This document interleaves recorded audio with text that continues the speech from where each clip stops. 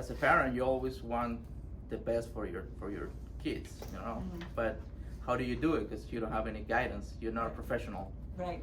And in this case, children with hearing loss, you don't really know, because, like, I would say, like 90% of the population don't know about hearing loss. Right.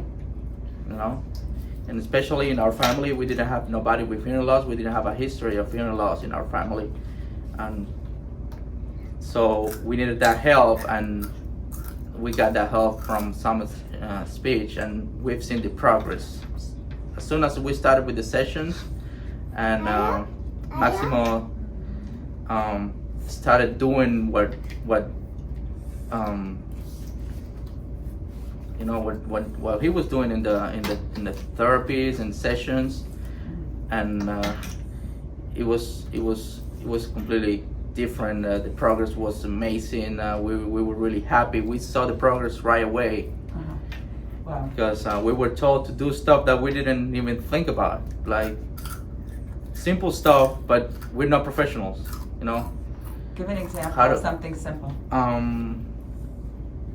Something like how to make your son say like phrase or something. Sometimes you talk to your son and you think that he's gonna pick it up like right away, but sometimes you have to, you know, talk to him.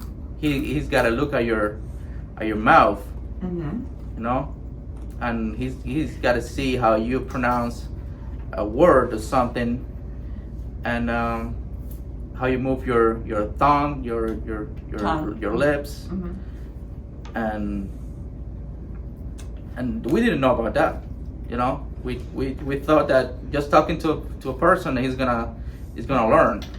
You know, I'm curious because I know from Ella being your teacher of the deaf, like I know this has happened because I've watched you in therapy and I've watched Angela at other times, but some of the things that she talked to you about, how to use your voice, how to use things around the house, how to pick words to work on. Can you talk a little bit about that?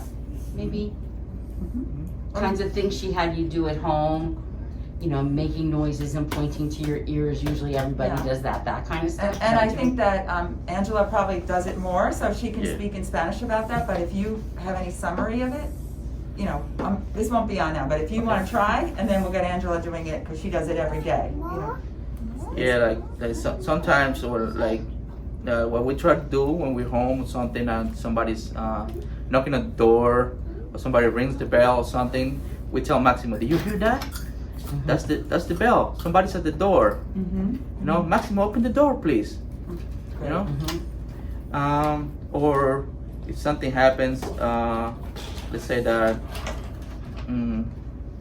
we're watching a movie and there's an explosion or something, and like a noise, and we tell Max, did you hear that, Maximo? What does he say? Yeah, he's gonna say yeah, or he's gonna try to imitate the sound, Right. and Okay. And then You want it, Angela? I thought your what you said earlier about that you're not seeing enough Spanish families. oh yeah. So I think we could put this at the end, like Angela would go, but then about the Spanish families, how you really, people are maybe afraid to engage because of something. You maybe can explain what it is. If you're new, you're used to maybe staying in a Spanish-speaking community, and this is everyone here. So, or being a leader, you know what I mean? You're really, you can learn it. I don't know, Nancy can say it better. But what I'm saying is, what you just said about the hesitation of people who are Spanish speakers primarily, you want to invite them to just come to all the things that we offer here and engage, because it's, like you said, the parents are the ones. I mean, Ella comes, what, twice a week to you, or once a week? Twice a week. But that's all the other hours is Ron the and parents. Angela, yeah. Angela and you. So, I mean, and if you have friends and other people, you teach them how to talk to Maximo, Yeah. right? And then everyone enjoys it, you know, and teaches him. So, what's the best way to ask that question so he starts? Or Okay. can you? Go So, I guess you talked a little bit about when Ella comes to your house and you do sessions, so then it was over teletherapy for all that time.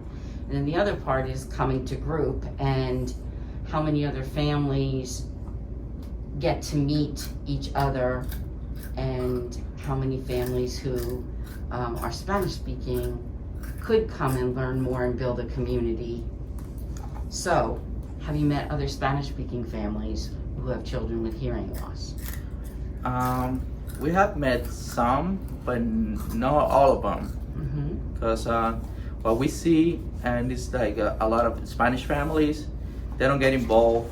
I'm not sure if it is because there is like a language barrier, or they don't feel like they're part of something, or they're afraid of not being able to communicate. No, but this is not about how you feel, it's about your children. And the best way to help your children is get involved, because just with the sessions is not going to be enough for your children. You got to come here, you got to learn how to help your children. That's what we do here, and that's going to be the best you can do for your son. Please join the groups, please learn. 2 hours a week is not gonna be enough. You gotta be 90% of what your son is gonna learn. It's more about you and what you can do for your own children, and this is why you're gonna be learning here how to help your children.